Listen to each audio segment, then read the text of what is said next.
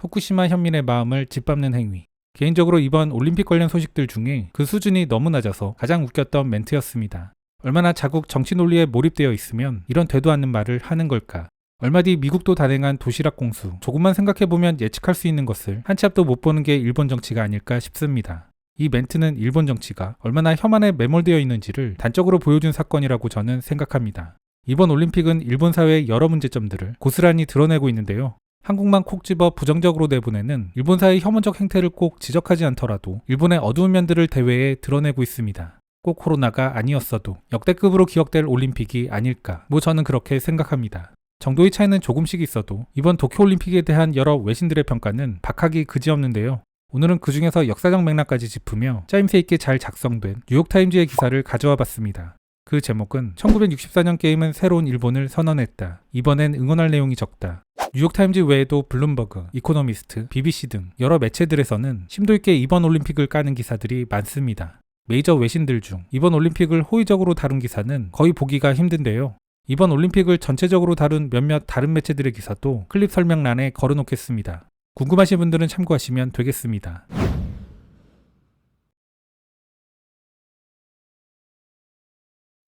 (1964년 10월) 맑고 푸른 하늘 아래 일본의 히로히토 일왕은 다시 태어난 나라 앞에 서서 도쿄올림픽 개막을 선언했다.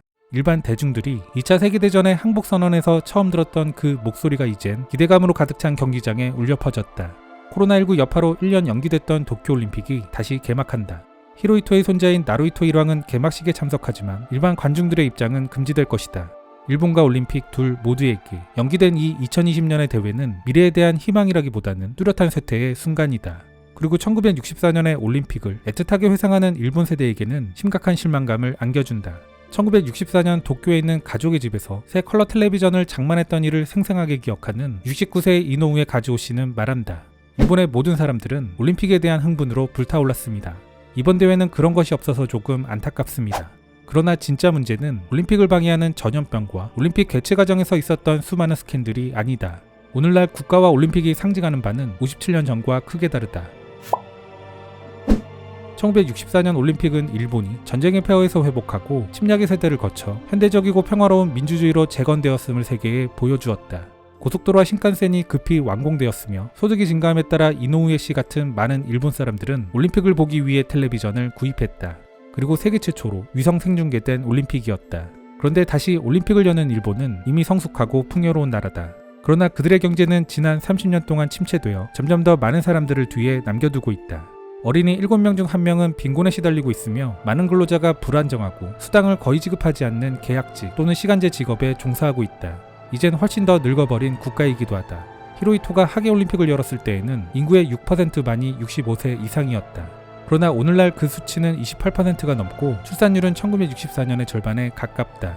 인구는 2008년부터 줄어들고 있다. 1964년 도쿄올림픽은 종종 일본이 번영으로 전환한 시점으로 간주된다. 그 후 4년 만에 일본은 전 점령국이었던 미국에 이어 세계 2위의 경제대국으로 거듭난다. 물론 그 이후로 중국에 이어 3위로 떨어지긴 했지만 말이다. 많은 일본인들이 중산층에 진입하면서 텔레비전뿐만 아니라 세탁기, 냉장고, 진공청소기와 같은 다른 현대 가전제품들도 구입했다.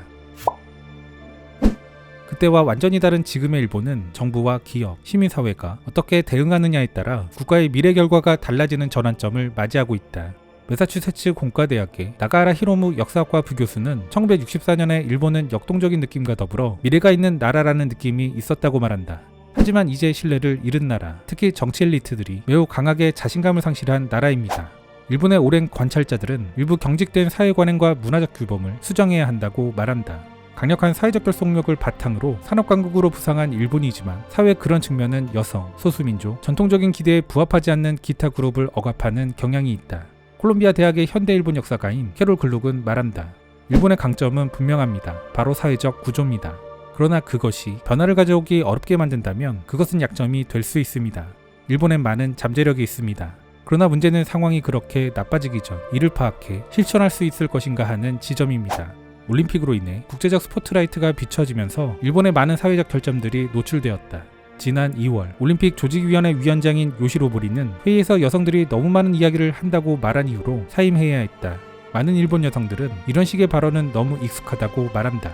일본에선 활동가들의 노력에도 불구하고 차별을 용납할 수 없다고 표기하는 소박한 법안조차도 보수적인 의회로 인해 청문회 기회조차 얻지 못했다. 그리고 이번 주 개회식의 한 작곡가는 학창시절 장애인 동급생을 심하게 괴롭힌 것을 스스로 말한 것이 밝혀지면서 사임했다.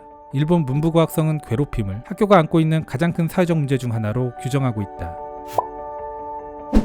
도쿄가 올림픽 유치에 도전했을 당시 아베 신조 총리는 대지진, 쓰나미, 원전재해를 이겨낸 승리의 상징으로 삼으려 했다. 그러나 그 메시지는 새로운 내러티브로 대체된다. 즉 이번 게임은 전염병을 극복하기 위한 세계적인 노력을 상징하는 것으로 보이고 싶은 것이다.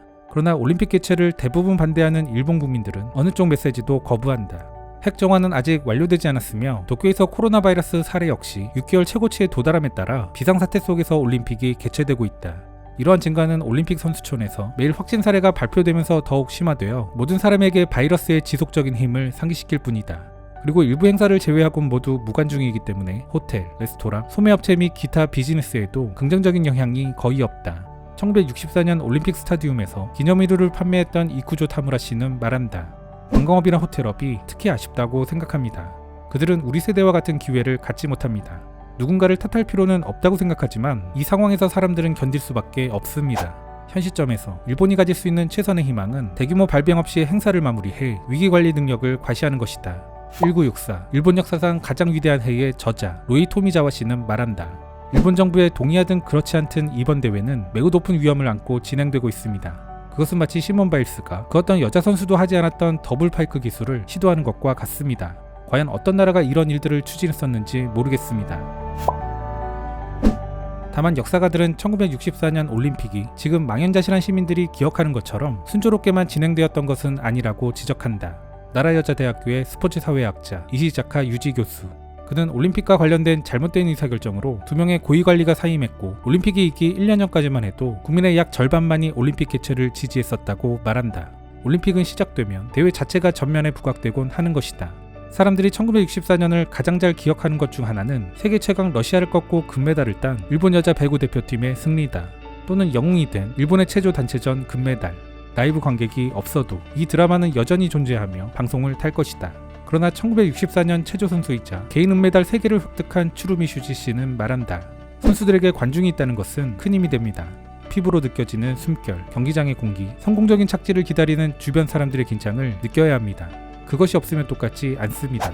1964년 배구 대표팀의 우승 멤버였던 요시코 간다 씨는 관중들의 환호가 내가 왜 경쟁을 했는지 가장 크게 상기시켜준다고 말한다.